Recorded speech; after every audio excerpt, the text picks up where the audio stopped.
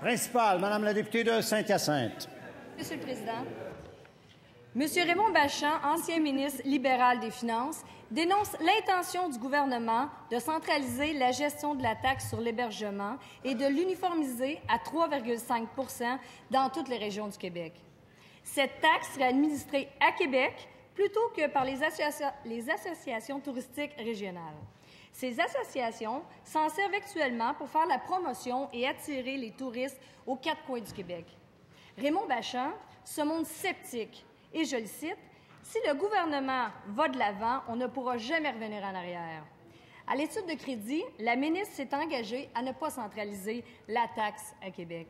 Maintenant, est-ce que la ministre s'engage à renoncer à l'uniformisation du taux de taxation à 3,5 %?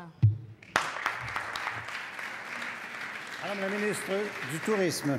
Merci beaucoup, Monsieur le Président. Ça me fait plaisir de réitérer en cette Chambre le mouvement dans lequel on s'est inscrit au gouvernement du Québec à l'effet de pouvoir propulser encore plus loin l'industrie touristique au Québec. Je pense que c'est une bonne avenue. Tout le monde, d'ailleurs, nous félicite de cet enlignement-là. Maintenant, Monsieur le Président, quoique la saison 2014, notamment, a été assez exceptionnelle au Québec, on a de l'ambition et on pense qu'on peut faire mieux et qu'on peut faire davantage. On a comme ambition d'ici 2020, rappelons-nous cela, c'est très important, d'augmenter le nombre de visiteurs de 7 millions, d'augmenter les recettes touristiques de 7 milliards de dollars et de créer de nouveaux emplois, 50 000 nouveaux emplois au Québec d'ici 2020.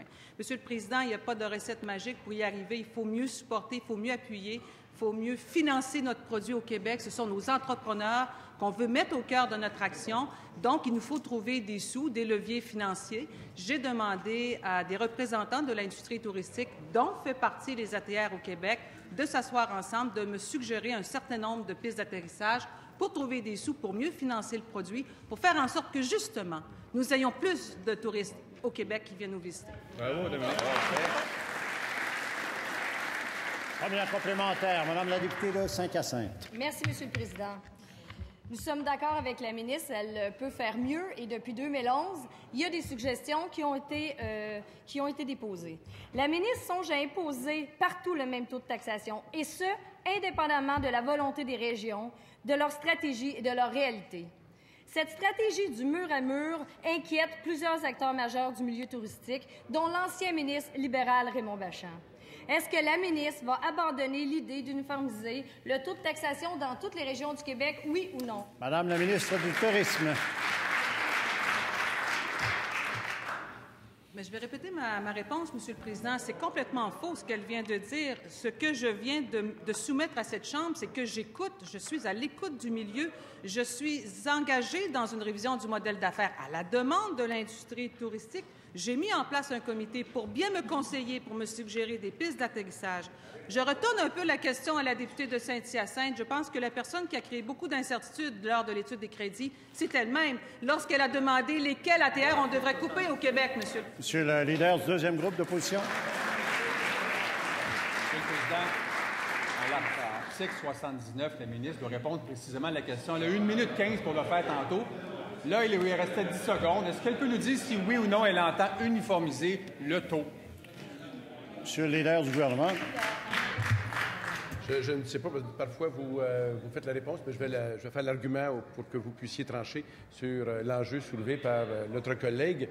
Monsieur le Président, il est évident que les questions qui ont été posées, notamment sur les ATR, sur le plan touristique, sur la capacité d'avoir une économie touristique encore plus forte, personne ne peut nier que notre collègue y a répondu.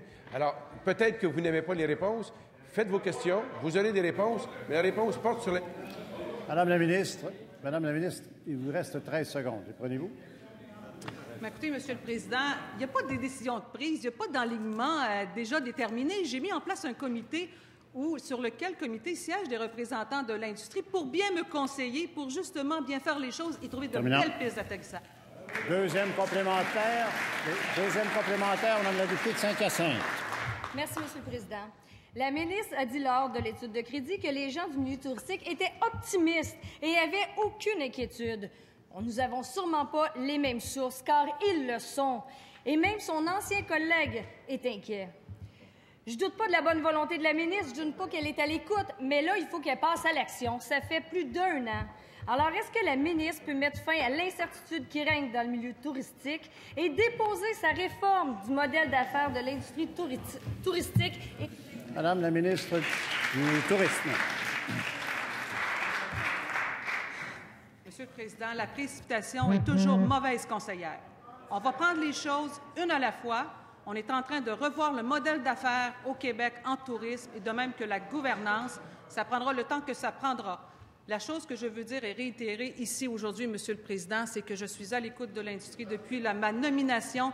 Je suis tous les jours en lien avec l'industrie touristique. Je suis branchée sur le mandat que m'a confié le premier ministre du Québec. Nous allons réviser le modèle d'affaires. Nous le faisons avec l'industrie.